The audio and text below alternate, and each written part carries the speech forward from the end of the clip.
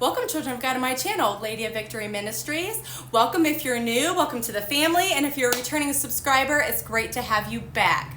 So I know you're looking at this title right now, and you're like, Laura, what is wrong with you? You dated who? Like, you could have dated anybody, and you dated a rapist? Well, I'm sorry to say, guys, it happened. And I'm going to leave you with a cliffhanger here, because you know how I am, and I got to lead you up to how it even happened, right? So, but I do want to let you know that these last three guys that I dated, I'm going to be releasing in the testimonies. Your jaw is going to drop at every single one of them. Because, you know, you kind of have to hit rock bottom before the breakthrough happens. So basically kind of hit rock bottom with these last three guys before I went onto the road of recovery, of codependency, and being fulfilled in Christ, like being okay with being alone with myself and God and my children. So this was before. So, you know, if you are returning and you've been following my story, you know I've been releasing testimonies, my trauma that happened when I, because of the trauma, I went and lost my mind, got involved in partying and drugs and drinking, and then, you know, had my son, and then I was healed of my depression and basically my alcoholism. So, but the part that was still broken and that I wasn't healed from was the codependency part. I felt the need to like find my husband from, you know, so like I can have a man figure in the house for my son. Like he needed a man in the house because, you know, me and his father weren't together. So I just felt the need that to settle for crumbs, basically. I got to this point where I was so thirsty, I was settling for anybody with these last three guys, okay? So I'm gonna focus on rapists today. But before I get there, I did forget to tell you guys one cool thing that happened in 2018. So I left off with my last testimony of, you know, moving from inner city apartment, moving to my closest metro city, buying my first house. I forgot to mention in 2018 when I turned 30, I crossed something off my bucket list, and I have to share that with you just because I'm very, very proud of it. So one of my biggest fears in life is like falling, or I should say was the biggest fear of mine. It's not heights. You know, people say, oh, you're afraid of heights. No, I'm not afraid of heights. I'm afraid of the act of falling. You know, like when you have a dream and you're falling off of a cliff and you wake up and you're sleeping, you're like, you know, that is like what was my biggest fear. Well, I decided when I turned 30 I was going to conquer that fear by jumping out of an airplane. That was my 30th birthday to myself. And so that is exactly what I did. My sister joined me, so both of us jumped out of an airplane for my 30th birthday in 2018. So that is something I'm really, really proud of, and I just had to throw that in there. But I forgot to mention that in my last testimony, like, hello. And then, so I also want to include, so now we're in 2019, okay? And I buy my first house. I know I kind of like ragged on it a lot in my last testimony, and I don't want to leave that impression. Yes, it was a bad area, but like, I really loved that house. And God really, really blessed me with that house. And the fact that I was even able to buy my first home at 30 years old with no man. I'm a single mom. I did it all by myself. Like I'm not one of those, like, I don't need no man. No, I need a man. I absolutely need my God-ordained husband. I'm waiting for you. No, but like, in the meantime, God wanted me to be in a period where, you know, I didn't need a man. All I needed to do was rely on him and my awesome realtor. And, you know, both God brought me my awesome realtor and brought me my awesome first house that I lived at for 3 whole years. And God blessed me greatly with that. So I wanted to throw that in there too. I didn't want to leave a bad impression of that house. I loved that house. It was beautiful, and it was basically brand new, and it was a stepping stone to get me where I'm at today. And I'm so grateful. I'm so grateful. So, you know, there's nothing like buying that first house. And the other cool thing that I wanted to talk about before I get to Rapist was 2019 was just a year of pure joy and happiness. Pure joy and happiness. Like, I literally put on so much weight. I look back at pictures of 2019 and I put on so much weight. Like I think I weighed the heaviest I ever in 2019. And you would think, oh, she's depressed or she's eating her feelings. It was actually the opposite. I was so overjoyed and full of joy and happiness to be living in my new city, to be a homeowner. It was just me and my son. I wasn't focusing on dating. Him and I actually went exploring a lot in my metro city. Like we were going out to eat at all the restaurants that we didn't have in my hometown, because my hometown is nothing to brag about. It's actually kind of very junky. It's a very, sorry if anybody that still lives there is watching this. I don't mean to offend you, but I just had to get away from there. It's extremely depressing, and it was just not for me. I was called to leave there for a long time, and I finally did it in 2019.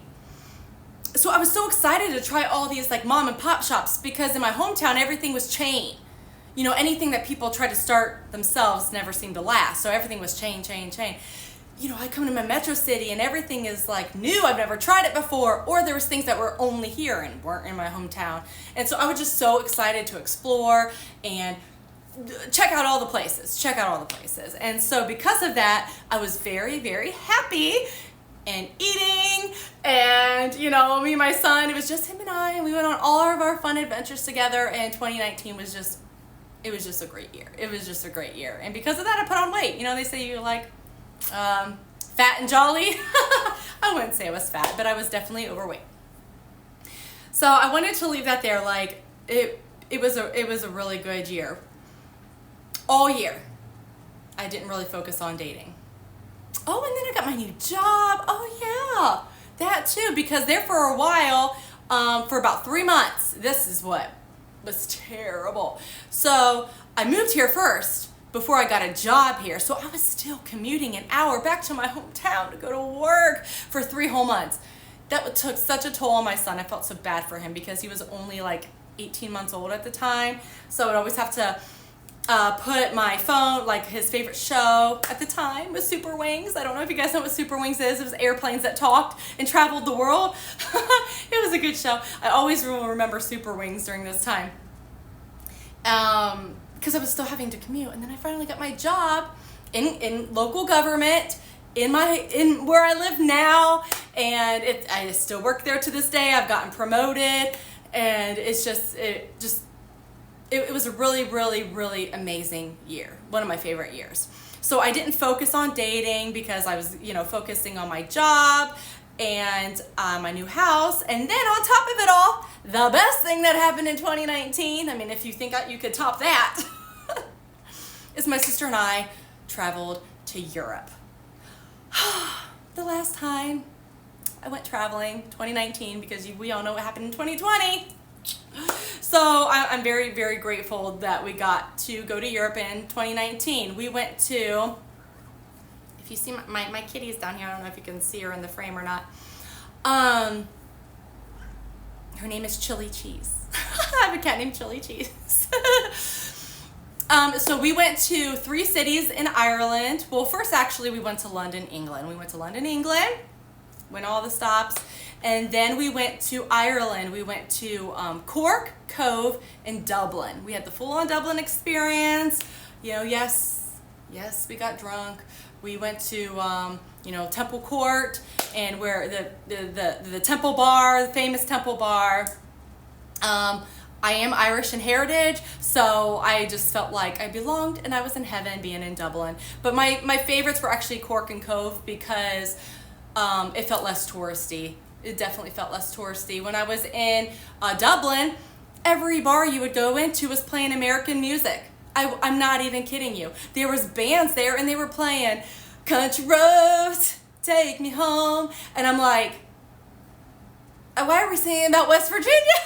And then another one was Sweet Caroline. I'm like, where is the traditional folk music? Like, I'm not even kidding. My sister and I had to go on a hunt for traditional folk music. We finally found one at a bar, and it was all the way at the top floor, and we just hung out there. Traditional Irish folk music. Like, that's what we came here for. We want the real Irish experience. We don't want Americanized, touristy. That's not what we came here for. But we had a blast. I mean, and then London is exactly what you expect it to be. We did tours on the double-decker bus, and it was pouring rain, and we had our umbrellas while we were doing it. Like, we went to Buckingham Palace, we saw the Queen. Like, it was awesome, you know. And I'm a horror fan, so of course I had to go check out the location of where the movie Sweeney Todd was filmed, or, you know, his barber shop. Yeah, so that was the best thing. If you could top buying a house and getting a new job that paid way more than my old job did in this kind of the same field, you know, that's one benefit that metro cities have. You get paid more. And then going to Europe, I mean, 2019 was awesome. Well, then comes the end of the year, you know, the high is starting to come down, you know, the high of, like, I'm starting to settle in, right? I'm settling in, you know, haven't been in my town for a full year yet. But I decided to hit up Tinder, get on it, see what the locals are like around here. And yeah, there was another guy that I went on a date with, but then there was the rapist. But I will tell you, I'm going to give you his real name. I'm not going to give you his last name because I don't want you to know where I live. Because if you look him up, it'll tell you where he's currently incarcerated at. Because yes, he is back in prison. But his name is Kyle. You know them Kyle memes of the dudes being like domestic violence and punching holes in the wall? He fits the description perfectly.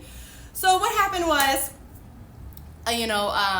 he obviously didn't reveal this to me when we met. So we met on Tinder. He was very good looking, you know, like my traditional type, dark hair, thick rimmed glasses. He's, you know, tattoos. He's a very, very good looking guy. And so we decided to meet, we hit it off, and we date. You know, we date for a couple weeks. And this is the problem that I will never do this ever again. I guess I never felt the need to do a background check on men in the past. I never had a situation like this before, so I never did a background check on him. Otherwise, I would have never entertained him to begin with. Okay? But the thing is, I grew attached. So we had dated for a couple weeks. You know, he was coming over to my house. He even met my son. We were doing like, you know, kind of like family-oriented things together. He met my dad. We even went on like us as a whole family, like with my dad and my sister's current fiance, we went on like some, you know, Christmas carriage ride. So this was like at the very, very end of 2019 is when him and I got together. It was like, I believe it was November and December because he did meet my mom's side of the family on Thanksgiving. And he met my dad during Christmas time because we went on a carriage ride in the Christmas lights, and it was super fun and romantic and friendly and like family friendly at the same time because, you know, my dad and sister were there. But what happened was, a few weeks in, he felt the need, like, okay, so I guess I should also say I never asked him why. He didn't have a car. Red flag, red flag, red flag. I know. I'm telling you, my picker was broken, okay? Laura was thirsty for attention. Laura was thirsty for a man to settle down with. I was settling for crumbs from the devil at this point, okay? I was happy in every single area of my life, but then all of a sudden in my love life, I was settling for crumbs. I take full accountability here once again. Full accountability for my mistakes. But he was living in a halfway house, but I didn't know it was a halfway house because he didn't tell me it was. Because it was a house on a normal street in a rough area of my metro city. You know, so like I thought he just like had dude roommates. Because there was other guys that he lived with there. And he never said it was a halfway house. It just looked like a normal house. And I'm not familiar with the area, and I don't know anything about the halfway houses around here. But I did have to pick him up for our dates. That should have been massive red flag there. Well, he eventually does come clean. And this is where, I say I am at fault. I should have done a background check on him. He comes clean that he's a felon, that he's been to prison, and where he's living is a halfway house, and he went to prison for domestic violence and rape. that was a hard pill to swallow. I didn't know what to do anymore.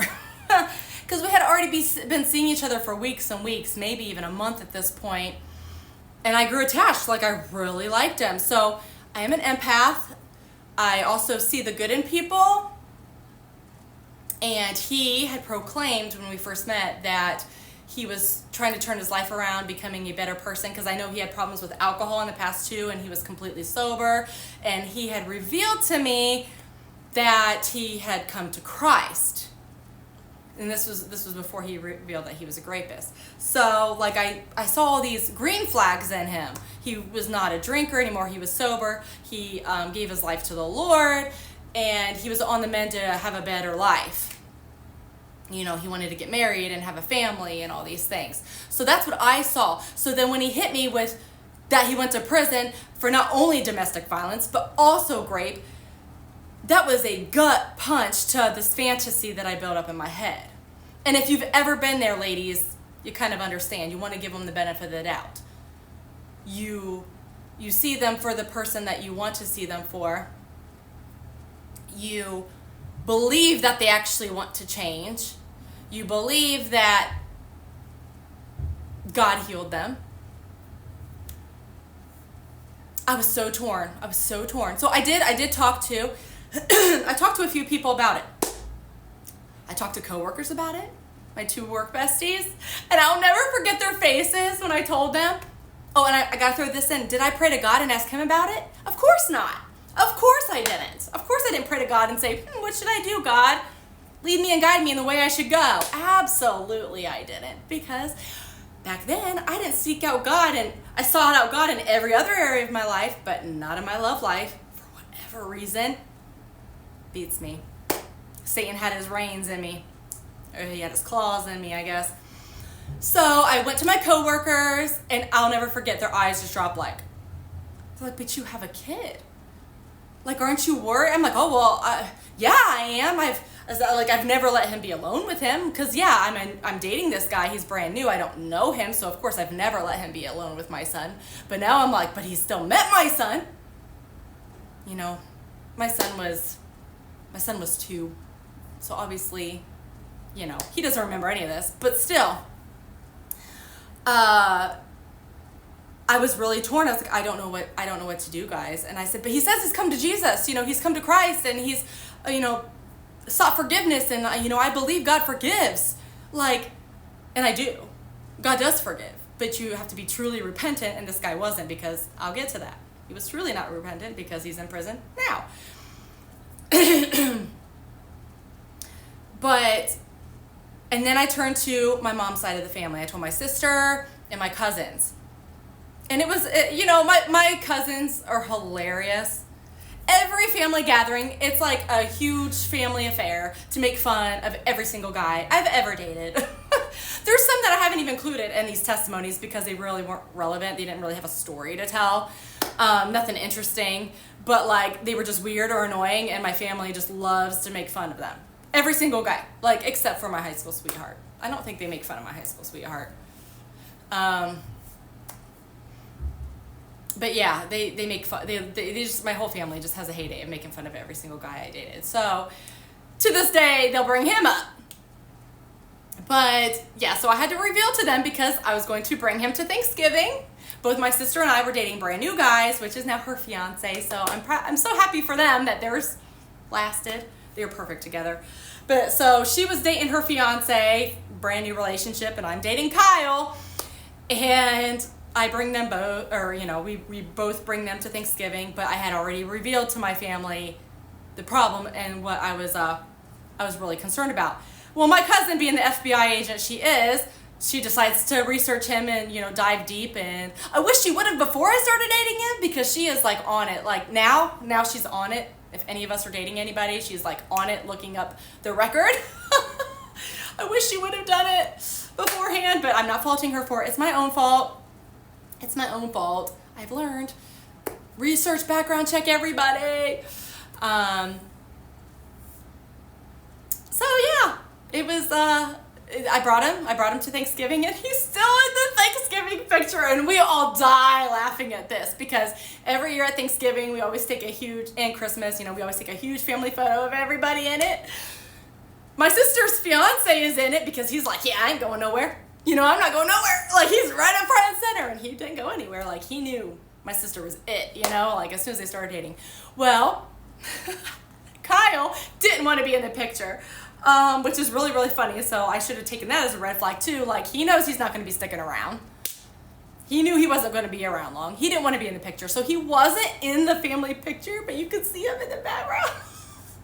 He's standing in the doorway, like, you could just see it, like, I don't know, he just has this look, like, he's like half smiling because he's like, I think I'm in the frame of the picture, so I gotta at least smile and not look creepy, but like, I'm not in with the family. My aunt even said this thing, oh, it's all right, we'll turn him into a palm tree later. Like, guys, when I tell you, I know I brought up How I Met Your Mother before in another one. I resonate with Ted a lot because he dated all these women, and you don't call Ted like a whore, you call him a serial monogamist because he just wants to find true love so badly. And like, Lily and Marshall are always mad at him that he brings a new girl into the picture, and this new girl's in every single photo of like New Year's and Christmas and Thanksgiving, and they all get so mad at him because they're like, who is this? Who is this girl? Because they're never his wife. That's me. That's me. I have so many holiday pictures of dudes in them. Cut them out. Turn them into a palm tree. But this one takes the cake because we all still die. We all still die laughing that he's in the background with this like creepy smile. He even looks like a rapist. He even looks creepy. Like, what was I thinking? But anyway, my mom's side of the family meets him, and they're like, he's a nice guy, like we just really, really hope that he's true and genuine, that he actually did seek Christ, and that he really is redeemed from his sins, that this isn't just all talk, that he is really seeking out biblical truth in Jesus Christ. So we continue to see each other, Christmas comes along, and I go on the carriage ride with my dad. My dad meets him. I end up meeting his dad and mom. I can't remember if it's his mom or his stepmom. I believe it's his mom. They were wealthy. I could believe it. I was like, dang. Like, I went to their house, and he lived in a really, really nice, rich area of the metro city. And their house was immaculate. And I just thought that was so interesting because, the narrative of people who have a background of, drugs or domestic violence or grape or shoplifting or stealing, people with that are felons or have a record, typically the stereotype is that they grew up in low-income areas, or they grew up, battling things, trauma growing up, like seeing a parent on drugs or seeing domestic violence growing up. But that wasn't his story. I still don't know why he turned out the way he did. I really don't, because his parents were so nice. His mom was so sweet. His dad was like a real, like a man's man. And he had to lay the law into me, and I'll get to that.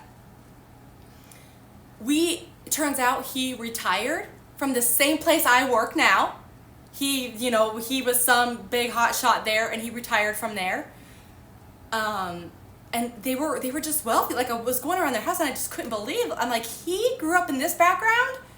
Why did he turn out the way he did? I still have no idea.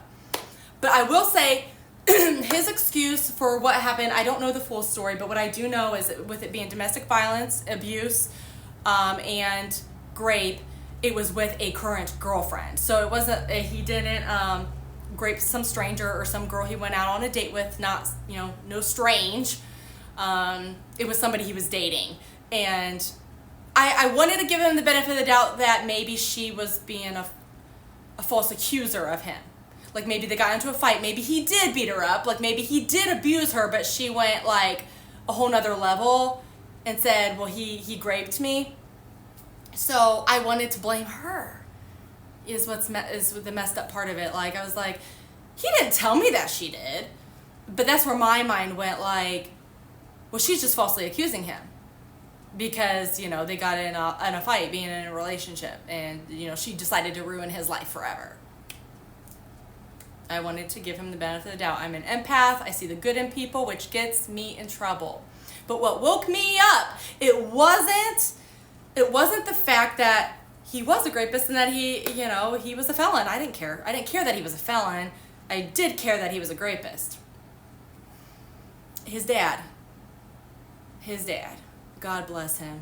Such a good man. I mean, Jesus bless him for this. He basically caused the come to Jesus moment with me.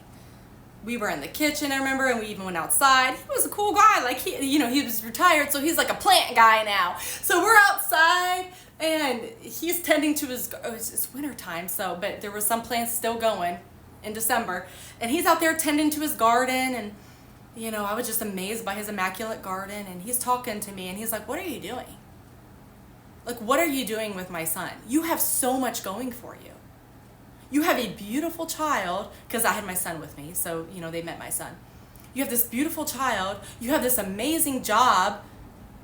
I can see in you, you are destined for leadership. You are going to go places working there. What in the world are you doing with my son? And I was just like, I don't know. I don't know. Like, I was shocked for him to say that. Like, he was not one of those. I'm just so, I just amazed by him, because every single abuser that I've ever dated, their mothers and their fathers enable their behavior. Have an excuse for why they are the way that they are. Not Kyle's dad. He's like, my son, made his bed and now he's got to sleep in it. But that doesn't mean you got to. Get the heck out of here. What are you doing? His mom was a little bit of an enabler. She was just very sweet and timid, and, she just didn't really have a lot to say on the matter. But his dad was like, you have so much going for you. You should be dating anybody but my son. I'll never forget it. Like, I'm like, wow, he's speaking truth. What am I doing here? And that's the moment that woke me up, and I will never, ever, ever forget that. I'm so grateful for him. I'm so thankful for him. To this day, my dad has no idea that Kyle was a rapist. So now you know, Dad, if you're watching, I'm sorry. I'm sorry. Like I said, my man picker was broken. I have no other excuse. I take full accountability. I was happy. Everything else in my life was going perfectly great. And then I decided to settle for crumbs in my love life. I will never understand. But basically, after his dad had a word with me, and then me and Kyle talked, and we mutually decided that it wasn't a good idea. He actually tried to end it many times. And I would beg for him not to leave. That's how messed up I was. He would be like, I'm no good for you. When a guy tells you, ladies, that he is no good for you, believe him. Believe him. Because before his dad even said to me, he would say to me, I remember this one time we were on the phone, we would FaceTime all the time. And he would say to me, I don't understand, like, we have to end this. I am no good for you. You have this amazing job. You are a mom who provides everything for her son. You own your own home. You have the world at your feet. Why are you with me? And I'd be like, because I see good in you. I see potential. I saw potential. I wasn't seeing him for who he really was. And so that's also a red flag. He tried to break up with me all the time, and I would refuse. And it wasn't until I talked to his own dad, and then I was like, okay, yeah, Kyle, we need to talk. Like, we can't do this. Everything that you said is right. I have the world at my feet. What am I doing here? I will never, ever, I'm so grateful for his dad. And now, fast forward, I've looked him up a couple years ago. He came to my mind, so I looked him up, and he had been to prison again. Not for rape this time, but domestic violence. So he had another domestic violence charge on him, but he had since been released. And I was like, wow, I really dodged a bullet there. I think this was like 2021. So like I looked like a couple years ago, like either in 2022 or 23, I think. He came to mind, I looked him up, and so he had already been in prison again and was released for domestic violence. That could have been me. That could have been me. God is so good. He protects his own. He protects his anointed, okay? God got me out of there through his dad. And then this year, not even joking, during this time where I've been releasing my testimonies, something told me to look him up again. And I was even talking about him to a coworker and telling him how I'm going to release this testimony of how I dated a rapist. So I looked him up because I wanted to know what he looked like. And he's in prison again. Right now, for domestic violence. Not rape, but domestic violence. So he's been to prison 3 times. God save me. God save me. I mean, I don't know what else to say. God factors in your stupidity, okay? God factors in your stupidity. That's a meme, and I resonate with it so much. I had no business dating him whatsoever. I tried to give him the benefit of the doubt. And God worked his miracle through Kyle's dad. I wouldn't even listen to Kyle when he says, I'm no good for you.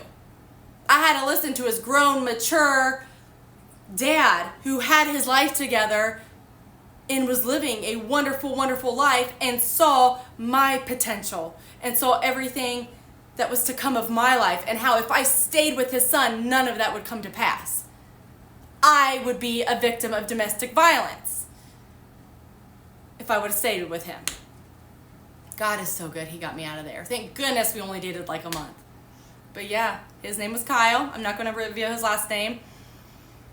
But I feel like I might as well just release his real name. I mean, he's got a public record, okay? So, yeah. Laura dated a rapist. Nuts. I mean, this is probably one of the wildest testimonies you're going to get out of me. This is probably the most wild. I don't know. The animal killer, the rapist, and then there's a couple more yet to come. There's a couple more yet to come that you're just like, what were you thinking, Laura? It's all part of my testimony. What's tea for you is a testimony for me. And I just want to reiterate that I was not clearly seeking God on guidance in my dating life during this period. He had guided me in every other aspect of my life. My life was perfect, essentially, in 2019. Just not in my love life. All right, guys, next one, I'm going to be releasing the 2 Satanists I dated in 2020. Oh!